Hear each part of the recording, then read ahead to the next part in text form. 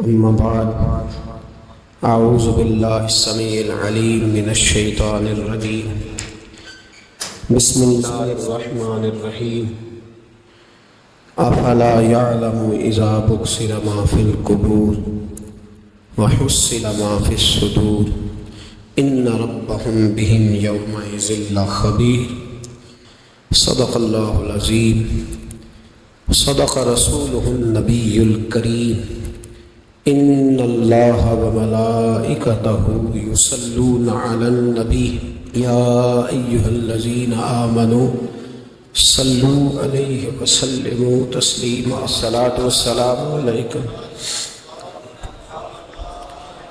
وعلی آلک واصحابک یا سیدی یا حبیب اللہ اللہم صلی علی سیدنا ومولانا محمد معدن الجود والکرم وآلہ وصحبہ وبارک وسلم۔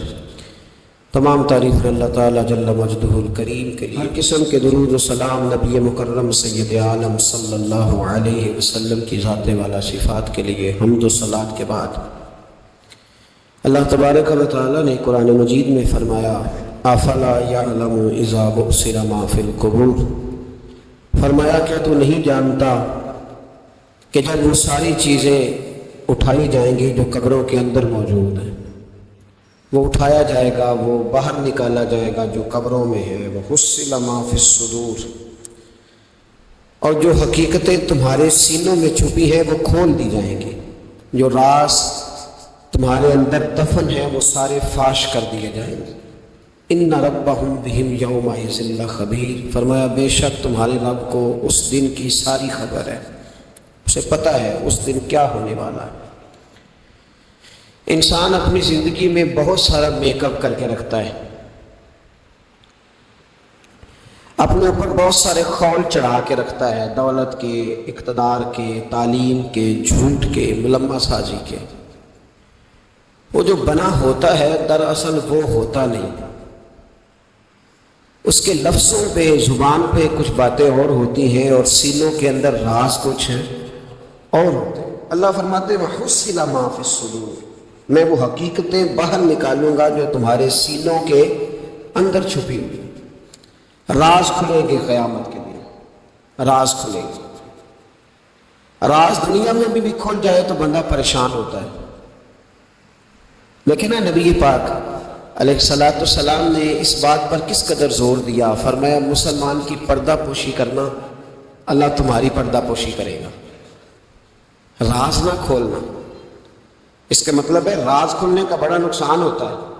کسی کا راز اگر تمہارے پاس ہے تو اس راز کو راز رکھنا، حضور نے جاسوسی سے منع کیا، فرمایا کسی کا تجسس نہ کر، ڈھونڈنا اس میں عیب کتنے ہیں۔ فرمایا اگر تو کسی شخص کے عیب تلاش کرے گا تو اللہ تجھے رسوا کر دے گا۔ منع فرمایا، پرہیز کرنے کا حکم دیا۔ آپ کو پتہ ہے کسی کے گھر میں جھانکنا بڑا سخت شریعت میں ممنوع ہے، آپ کسی کے گھر جھانک نہیں سکتے۔ بزرگ فرماتے ہیں اگر کسی نے کسی کے گھر جھانکا تو سامنے والے کو اجازت ہے کہ وہ نوکیلی چیز لے کے اس کی آنکھیں نکال دے۔ کیوں کسی کی پردہ داری، اس نے پردہ دری کرنے کی کوشش کی؟ جو چھپی ہوئی چیزیں ہیں انہیں چھپا رہنا چاہیے۔ یہی بہتر ہے کہ پردوں میں وہ پردہ پوش رہے، اگر وہ پردہ اٹھا دے تو پھر کسے ہوش رہے۔ جو چیزیں جہاں ہیں انہیں ٹٹولنے کی کوشش ہے نہ۔ ہمیں بڑا شوق ہے جاسوسی کا، ہمارے ملک میں جب سے سوشل میڈیا آیا ہے تب سے تو ہر چیز وائرل ہونے لگ گئی ہے نا۔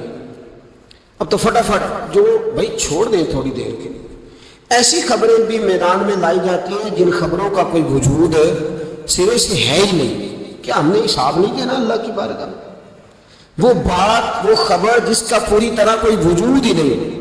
میڈیا چینل بہت زیادہ ہیں، میری ان سے اپیل ہے کہ خدا را خبر کو خبر بنا کے چلائیں، جو خبر ہے ہی نہیں اس کو آپ نے کیسے خبر بنا کے چلا دیں؟ آپ لوگوں کی پردہ دری نہ کریں، آپ عزتوں کے محافظ بنے۔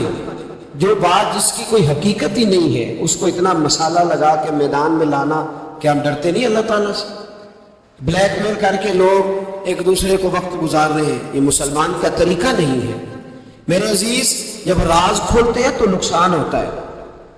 جب راز کھلتے ہیں تو نقصان ہوتا ہے. راز رکھیں. میرے نبی پاک علیہ السلام نے ایک نصیحت فرمائی ہے, ذرا غور سے آپ نے سنی یہ بات. حضور نے فرمایا اگر تم کوئی کبیرہ گناہ کر بیٹھو تو اس کا اعلان نہ کرو. پھر سمجھنا ہے بات کو آپ نے. اگر کبیرہ گناہ کرو تو اس کا اعلان. امام اعظم ابو حنیفہ رحمۃ اللہ علیہ فرمایا کرتے جس کی نماز قضا ہو جائے وہ کسی کو بتائے نہ میری قضا ہو گئی ہے. کیوں بھلا؟ اس لیے کہ لوگ کہیں گے کوئی مسئلہ نہیں, اس نے قضا کیا تو میں بھی کر لیتا ہوں. جب لوگ گناہوں کا اعلان سنتے ہیں تو گناہوں پہ دلیر ہوتے ہیں. انسانوں کو دیکھ کر انسان اثر لیتا ہے.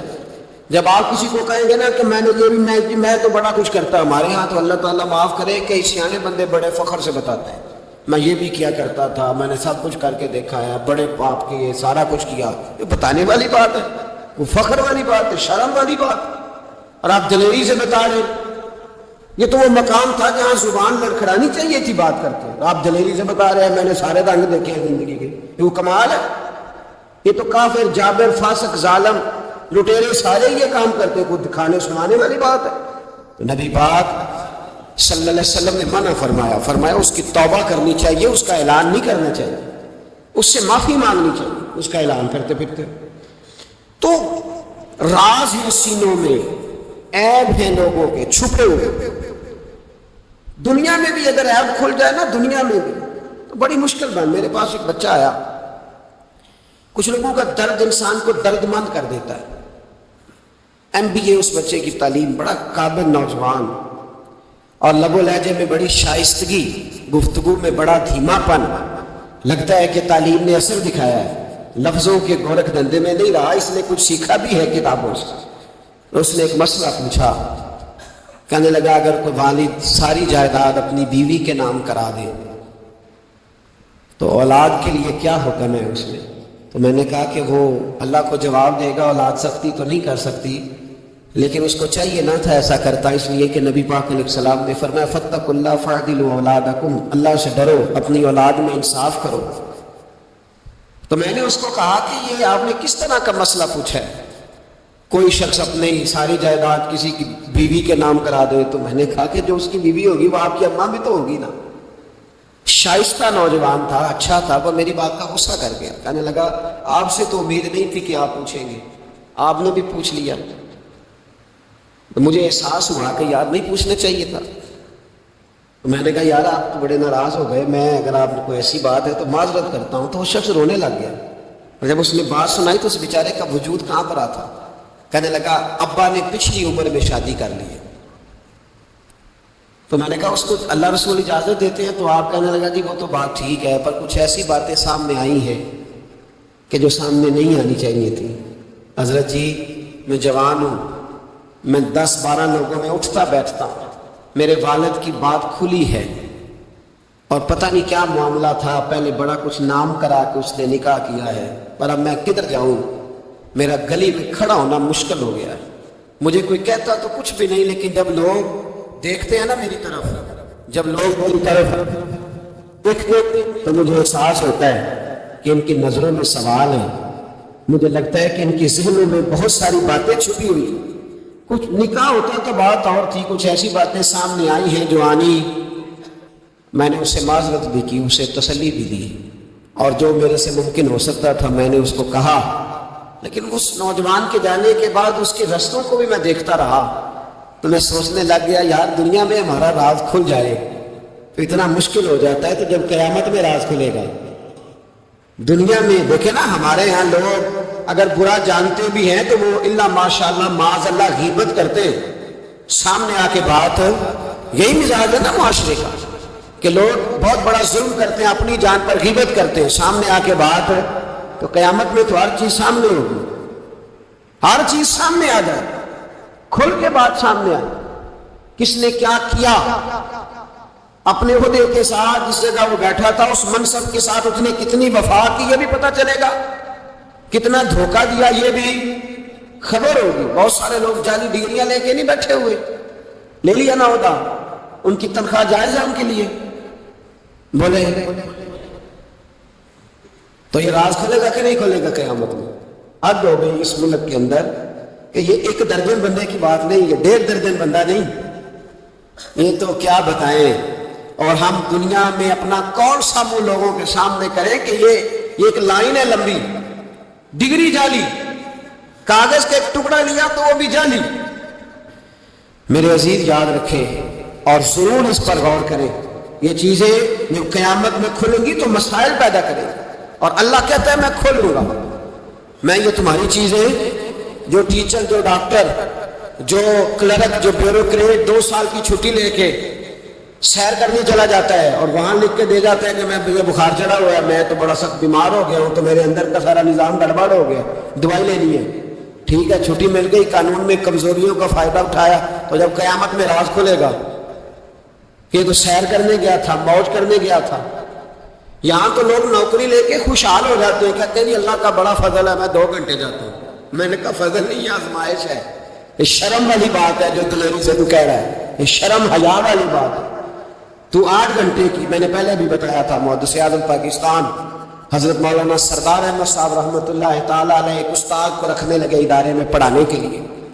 استاد کے ساتھ وظیفہ طے ہوا, سمجھ لیں کہ 10,000 روپیہ تمہیں ماہانہ دیں گے, صبح 8 بجے سے لے کر 1 بجے تک تمہیں پڑھانا ہے. استاد نے سائن کر دیے پڑھاؤں گا. تو آپ فرمانے لگے استاد جی آپ روٹی نہیں کھائیں گے اس دوران, پیشاب نہیں آئے گا آپ کو, پانی نہیں پیئیں گے؟ حضور پینا ہے. تو فرمانے لگے لکھا کیوں نہیں؟ آپ نے مسلسل 1 بجے تک بیٹھنے کا لکھ دیا ہے, تو بتائیں جب آپ پیشاب کرنے جائیں گے تو وہ آپ کا کام کہاں لکھا جائے گا؟ آپ نے لکھ کے دیا ہے کہ میں اتنی ڈیوٹی کروں. تو آپ کو سمجھنا چاہیے تھا, کہنا چاہیے تھا کہ میں روٹی بھی کھاؤں گا, پانی بھی پیوں گا, اگر پڑھاتے تھک جاؤں گا تو تکیے پہ لیٹوں گا بھی. کیوں آپ نے یہ معاہدہ ایسا کیا؟ وہ شخص کہنے لگے حضور آپ میری رہنمائی فرمائیں. فرمایا یہاں لکھو کہ میں مسلسل, تو کسی بندے کی پہنچ ہی نہیں ہے کہ وہ اتنا بیٹھ سکے. تو ہمارے ہاں جب یہ چیزیں قیامت میں کھلیں گی تو کیا بنے گا؟ آج راز کھلتا ہے تو آزمائش کھڑی ہو جاتی ہے, وضاحتیں کر کر کے لوگ تھک جاتے ہیں. جب قیامت میں راز کھلے گا, میں تاجر کی بات بعد میں کروں گا, میں سیاستدان کی بات بعد میں کروں گا, میں پہلے پیر صاحب کی بات کرتا ہوں, پہلے علامہ صاحب کی بات, میں اپنی ذات سے شروع کرتا ہوں. ایک شخص پیر بن کے بیٹھ گیا, علامہ صاحب درویش مصلح بن کے بیٹھ گیا. لوگوں نے اپنی عقیدتوں کی جبین اس کے سامنے جھکائی, لوگ کئی راتیں اس کے سامنے ہاتھ باندھ کے کھڑے رہے. اس کے لیے لوگوں نے محبت کے سارے تقاضے پورے کیے, اپنی جیب کاٹ کے اس کی خانقاہ کو چلایا, اپنی جائز کمائی اس کے ہاتھ پہ رکھ کے لوگوں نے ایک ادارہ چلانے کے لیے اسے کہا. لوگوں نے اس کی گاڑی کو چوما. میں لاہور میں تھا چند دن پہلے, تو گٹر کے اندر گاڑی کا ٹائر چلا گیا. تو میں نے بچے سے کہا کہ کوئی ایسی چیز منگائی جائے, کوئی لکڑی ایسی ہو جائے جو پیچھے رکھی جائے تو گاڑی کو پیچھے موڑیں گے. آپ یقین کریں 5-6 لوگ دوڑے آئے, انہوں نے کہا ہم اٹھاتے ہیں آپ گاڑی پیچھے کریں. تو میں نے کہا کپڑے بھر دے. کہنے لگے حضرت صاحب چھوڑیں, کپڑے بدل بھی جائیں گے, ہمیں اللہ نے موقع دیا. تو ان لوگوں کے منہ تک وہ پانی جا رہا تھا, لیکن وہ گاڑی اٹھا رہے تھے. تو ہم لوگوں نے حساب نہیں دینا ان عقیدتوں کا, ان محبتوں کا جواب نہیں دینا.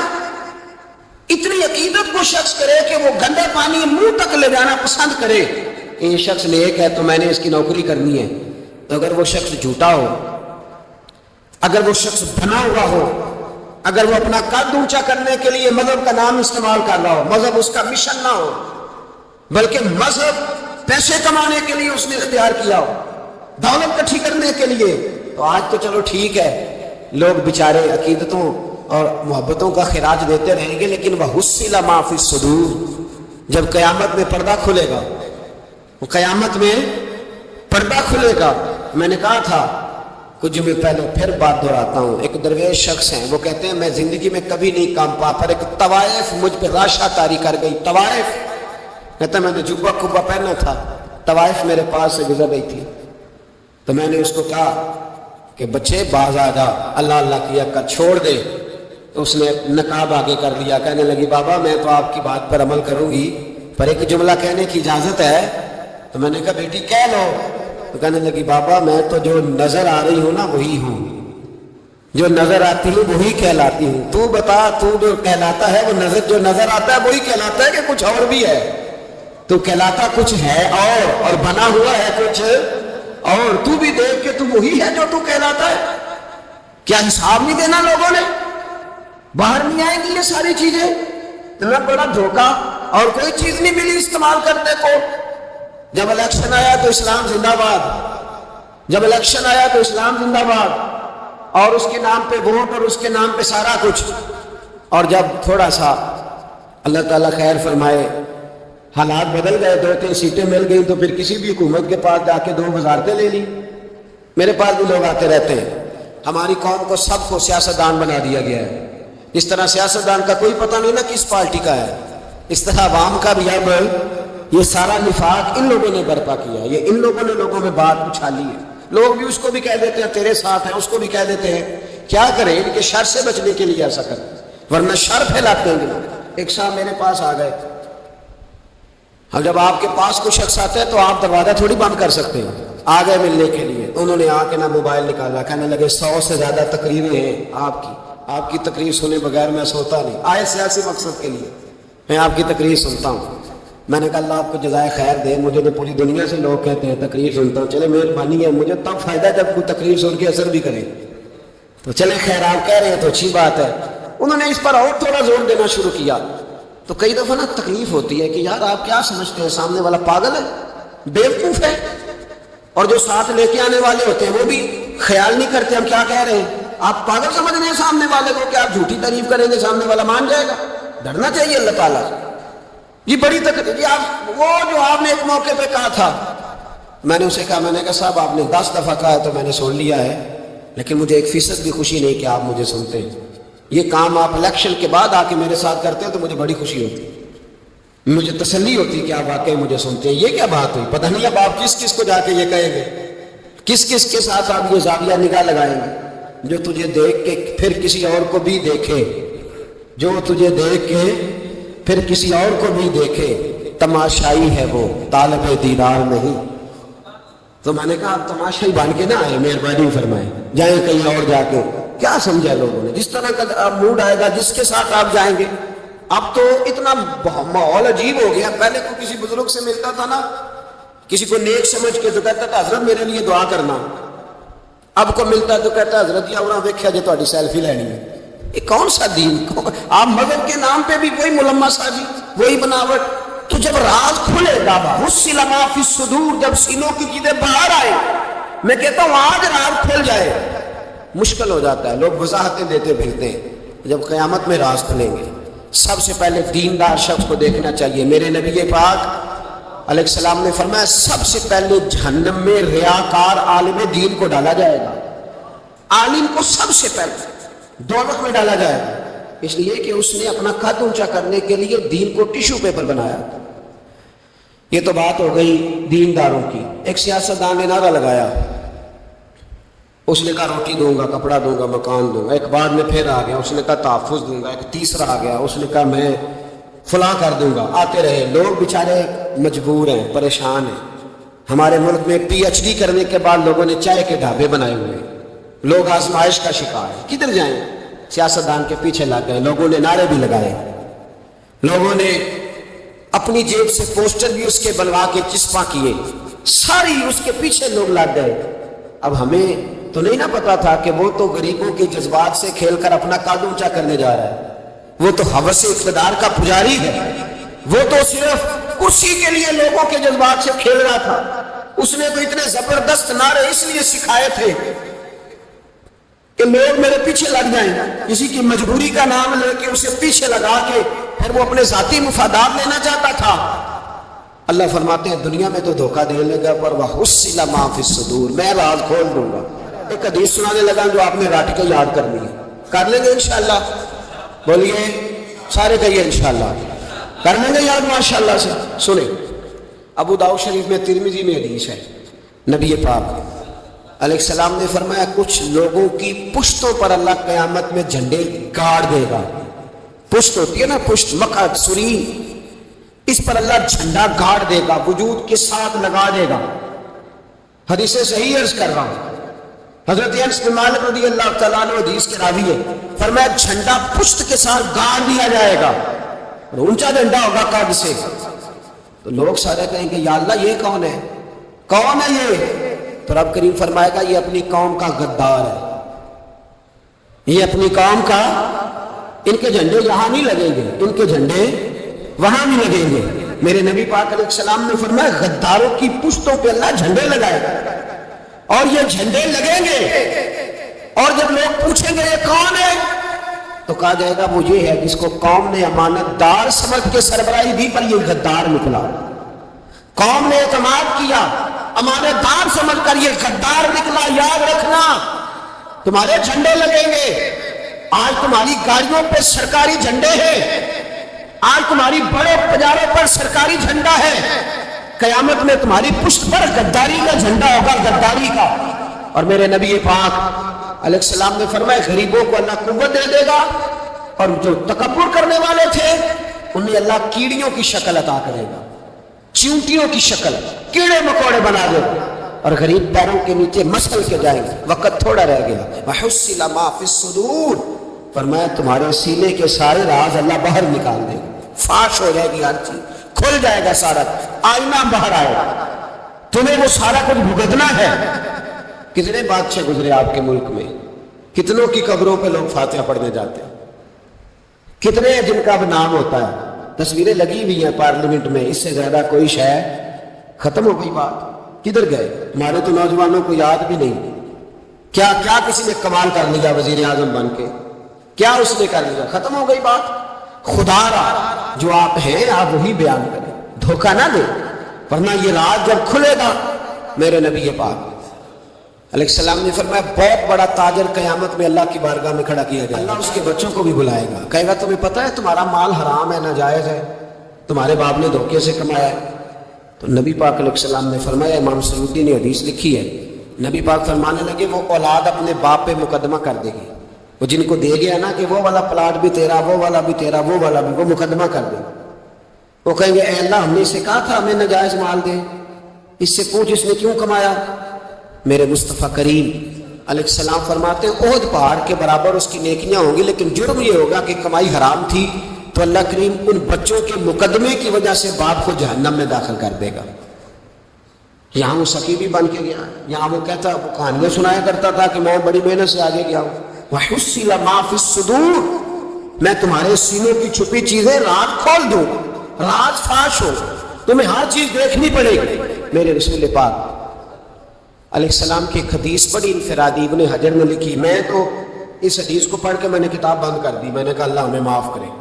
نبی پاک علیہ السلام نے فرمایا جس کو امین بنایا گیا اور اس نے خیانت کی, وہ کسی جگہ کا بھی امین تھا, وہ ممبر رسول کا امین تھا یا ڈاکٹر کی کرسی کا, وہ کسی سکول کے ادارے کا امین تھا یا حکومت میں کسی عہدے پہ, جسے امین بنایا گیا. توجہ ہے میری بات پر, جسے امین بنایا گیا اس نے خیانت کی, تو اس نے جس چیز کی خیانت کی ہوگی وہ چیز قیامت کے دن اس کی گردن کے ساتھ لٹکی ہوئی ہوگی, گردن کے ساتھ. محبوب فرمانے لگے ایک شخص آئے گا اس کی گردن پر اونٹ بیٹھا ہوگا, اور حدیث کے لفظ یہ ہے حضور فرماتے ہیں مجھ سے فریاد کرے گا یا رسول اللہ میری مدد کرے, تو میں اسے کہوں گا میں نے تجھے سمجھایا نہیں تھا, اب تیرے بارے میں اللہ فیصلہ کرے گا. پھر ایک اور شخص آئے گا تو اس کی گردن کے ساتھ, اس نے چونکہ گھوڑے چرائے تھے تو اس کی گردن کے ساتھ گھوڑے لٹکے ہوئے ہوں گے, گھوڑے. اللہ اکبر. تو وہ فریاد کرے گا حضور میری مدد کرے.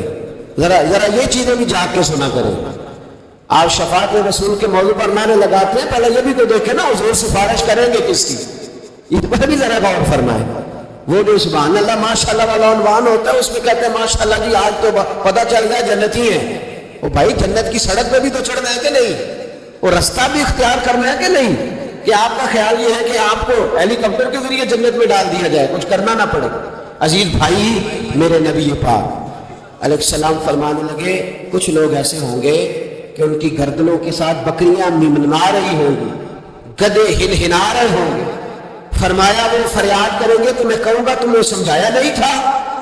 پھر حضور فرماتے ایک شخص آئے گا جس کی گردن کے ساتھ اژدہا بندھا ہوگا, اس کے منہ کو ڈسے گا, تو وہ کہے گا اسے پیچھے ہٹاؤ, اور پھر اس سے کہے گا اژدہے سے تو ہے کون, تو وہ کہے گا میں تیرا وہی مال ہوں جسے تجوری میں سنبھال کے رکھتا تھا, آج میں تیری گردن سے لپٹ گیا ہوں تو کہہ رہا ہے پیچھے ہٹ جا. بھائی راز کھلے گا, آپ یقین کریں اچھے لوگوں کے جب راز کھلیں گے قیامت میں تو موج لگ جائے گی. راز صرف بروں کے نہیں کھلیں گے, اچھے لوگوں کے بھی راز ہے. توجہ ہے میری بات پر. حضرت اویس کرنی بھی آئیں گے جو ساری زندگی راز میں رہے. تو میرے نبی پاک فرماتے ہیں اس شخص نے مکان نہیں بنایا، گھر نہیں بنایا، لیکن جناب ویسے کرنی جب جنت میں داخل ہوں گے تو اللہ 70,000 فرشتوں کا جلوس انہیں عطا فرمائے گا. اللہ انہیں 70,000 فرشتوں کا جلوس دے گا. اس جلوس میں وہ جنت میں جائیں گے. ان لوگوں کو اللہ شانہ دے گا. فرمایا راز کھلے گا، راز. قیامت کے دن کچھ لوگ ان کے چہرے 14 کے چاند کی طرح چمکیں گے اور انبیاء اور علماء ان کو دے کر رشک کریں گے. کون ہے؟ میرے مصطفیٰ کریم علیہ السلام فرماتے ہیں، رب کریم فرمائے گا یہ میرے محبوب کی امت کے وہ نیک لوگ ہیں جس سے بھی محبت کرتے تھے اللہ کی رضا کے لیے کرتے تھے، اور جس سے بھی انہوں نے زندگی میں دشمنی رکھی صرف ہے اللہ کی رضا کے لیے. اب یہ اللہ کی رضا والا معاملہ کہاں تھا؟ ان کے سینے کے اندر. اس کی جزا انہیں قیامت میں ملے گی. کچھ لوگوں کا راز کھلے گا، انہیں بڑا لطف آئے گا، بڑا مزہ آئے گا. حضرت عمر بن عبدالعزیز بادشاہ تھے، لیکن صوفیاء ان کے اقوال کو بطور اسباب کے پڑھتے ہیں. تربیت کے لیے ان کے اقوال اور احوال سنائے جاتے ہیں. حضرت عمر بن عبدالعزیز کے زمانے میں ایک سید صاحب کہتے میری 4 بیٹیاں تھیں تو مجھے ضرورت تھی، میری کوئی مدد نہیں ہو رہی تھی. میں درود شریف پڑھتے پڑھتے سو گیا تو مجھے خواب میں محبوب پاک کا دیدار نصیب ہوا. میں نے استغاثہ پیش کیا کہ حضور پریشان ہوں، بیٹیوں کا باپ ہوں. تو نبی پاک علیہ السلام نے فرمایا تو عمر بن عبدالعزیز کے پاس جاؤ. عمر بن عبدالعزیز وہ باکمال شخص ہے جو روزانہ 10 سپارے قرآن پاک کے پڑھتا ہے، 10,000 بار مجھ پر درود و سلام پڑھتا ہے. کتنے سپارے؟ ہم تو خیر سارے مصروف ہیں، 10 لائنیں بھی نہیں پڑھ سکتے. ہم تو بڑے بیزی لوگ ہیں. ہم قرآن شریف پڑھیں گے تو فیس بک کون چلائے گا؟ ہم اگر قرآن شریف پڑھیں گے تو وہ واٹس ایپ پہ ٹائم کون دے گا؟ ہم تو بیزی ہیں، بہت زیادہ مصروف ہیں. ہم اگر تھوڑی دیر قرآن شریف کھولیں گے تو وہ جو سیاسی تبصرہ سارا دن کرنا ہوتا ہے وہ کہیں گرنا نہ جائے کوئی آسمان سے چیز. ہم تو مگر بیزی ہیں. بادشاہ وقت کے بادشاہ 10,000 مرتبہ درود و سلام. اللہ اکبر. بس بندہ ارادہ کر لے تو اللہ اسے موقع بھی عطا فرمائی دیتا ہے، اللہ اس کی مدد کرتا ہے. 10,000 بار پڑھتے تھے. تو نبی پاک علیہ السلام نے کیا خوبصورت بات ارشاد فرمائی. محبوب فرمانے لگے 2-4 دن پہلے عمر بن عبدالعزیز نے 3,000 درود شریف کم پڑھا ہے. اسے جا کے کہے 500 دینار جرمانہ دے. وہ 500 لے جائے، تیرا کام بن جائے گا.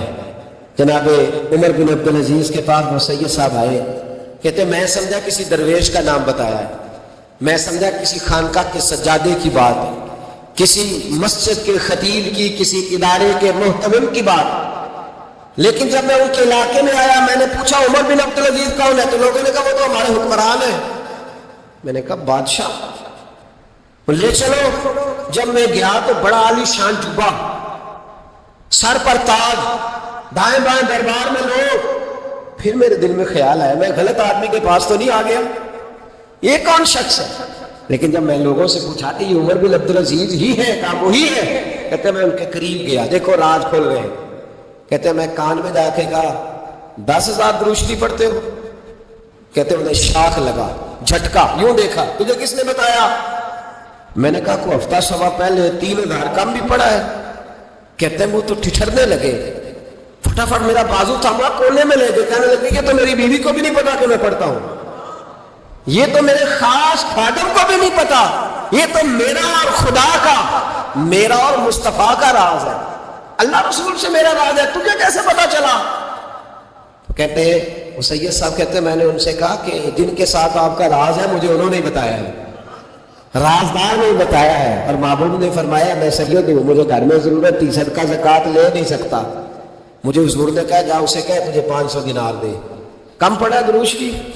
تو کہتے ہیں حضرت عمر بن عبدالعزیز ایک ستون کے پاس چلے گئے اور ستون پر انہوں نے بازو رکھے، چہرہ رگڑ کے چیخے مار کے روئے، تو امیر حرم، میں غریب بے نوا، تو کجا من کجا، کتھے مہر علی تے کتھے تیری ثنا، گستاخ اکھی کتھے جاڑیاں، کیسے آقاؤں کا بندہ ہوں رضا. بول بالے میری سرکاروں کے. رونے لگے، اتنا روئے کہ ان کی تڑپ سے میں بھی رونے لگا. فرماتے ہیں میرے اندر بات تھی کہ یہ درویش ہونا چاہیے تھا، یہ ماجرا کیا ہے؟ فرماتے ہیں جناب عمر بن عبدالعزیز جب کچھ ٹھنڈے ہوئے نا طبیعت ان کی، تو بازو سے پکڑ کے مجھے ایک حجرے میں لے گئے. اس کمرے کی طرف سارا محل، سارا دربار گزر گیا، اینڈ پہ ایک حجرا آیا، باہر بڑا خوبصورت اس کے اچھا دروازہ بنا ہوا ہے قیمتی، لیکن فرماتے ہیں جب کھول کے اندر گئے تو اندر کچا مکان، ایک مٹکا، 2 پیالے مٹی کے، کچھ بڑے بڑے سامان پڑے ہوئے، رسیاں پڑی ہوئی ہیں، سینے کا سامان ہے، کھجور کی چھال پڑی ہے، کچھ ٹوپیاں پڑی ہیں۔ جناب عمر بن عبدالعزیز نے چٹائی اٹھائی، چٹائی سے 500 دینار نکالے اور مجھے دیے، اور کہتے ہیں جب انہوں نے اوپر سے جبہ اتارا تو نیچے سے پھٹا پرانا لباس نکل آیا، اوپر سے جب انہوں نے اتارا تاج تو کھجور کی چھال کی پرانی ٹوپی نکلی۔ تو میں نے کہا حضور یہ کیا ہے سارا کچھ؟ تو رو پڑے، کہنے لگے اب تجھے رازداروں نے بتایا ہے تو میں کیوں نہ بتاؤں، اب تجھے انہوں نے بتایا ہے جو رازدار تھے تو میں کیوں نہ بتاؤں۔ فرمانے لگے یہ جو میں نے اوپر لباس پہنا ہوا نا یہ بندوں کو دکھانے کے لیے، اور یہ جو میں نے اندر پہنا ہوا یہ رب کریم کو دکھانے کے لیے۔ باہر اگر میں حکومت نہ سنبھالوں اور اس طرح نہ بیٹھوں تو انصاف کون قائم کرے؟ فرمانے لگے اللہ کی قسم 10 روپے بھی کبھی مال خزانہ سے نہیں لیے، میں رات جب فارغ ہوتا ہوں تو میں اور میری بیوی یہاں آ کے بیٹھتے ہیں، وہ بچوں کے پاس بیٹھ کے ٹوپیاں سیتی ہے تو میں یہاں بیٹھ کے ٹوپیاں سیتا ہوں، ٹوپیاں سیتا رہتا ہوں، مصطفیٰ پہ درود و سلام کرتا رہتا ہوں، چٹائیاں بناتا رہتا ہوں، بھیجتا رہتا ہوں۔ اور فرمانے لگے تھوڑے تھوڑے کر کے نا میں نے پیسے رکھے تھے، خیال تھا کہ کوئی غریب آئے گا تو مدد کروں گا، خیال تھا کہ اگر ارادہ بنا تو آج پہ جاؤں گا، مجھے کیا خبر تھی کہ میرے یہ پیسے اتنے نصیبوں والے ہیں کہ میں اپنے نبی کے حکم سے خرچ کروں گا، نے محبوب کے کہنے پر اتنے میرے نصیب، اتنا میرا مرتبہ اور مقام۔ میرے عزیزوں ان لوگوں کے جب راز کھلیں گے، ان لوگوں کے جب راز کھلیں گے، ان لوگوں کے جب راز کھلیں گے تو انہیں اللہ بڑے درجے عطا فرمائے، ان کو اللہ بڑے مرتبے اور بڑے مقام عطا فرمائے، ان پر اللہ تبارک و تعالیٰ کی خاص رحمتیں ہو۔ وہ لوگ جنہوں نے نام و نمود نہیں بنایا، چھپ چھپا کے دین کی نوکریاں کرتے رہے، کونے میں ہو کر کام کرتے رہے، انہیں اللہ جب اجر دے گا تو بڑا دے گا۔ ہمیں بڑا شوق ہے عہدوں پہ جانے کا، سیاسی، سماجی، رفائی، بلکہ ہر آدمی کہتا ہے اللہ کا بڑا شکر ہے جی کسی کونے سے آپ پوچھیں گے تو پہنچ جائیں گے، کیا اس کا فائدہ ہے؟ بڑے سارے لوگ تھے، ہم تو صرف کہتے ہیں نا کونے سے پوچھنا تو پہنچ جاؤ گے، تو بڑے سارے لوگ تھے جو پورے پورے شہروں کے مالک تھے، ان کے نام رجسٹریاں تھیں، ان کے نام ہر چیز درج تھی، کدھر گئے وہ؟ کہاں گئے؟ یہ جب راز کھلیں گے تو مشکل ہو جائے گا۔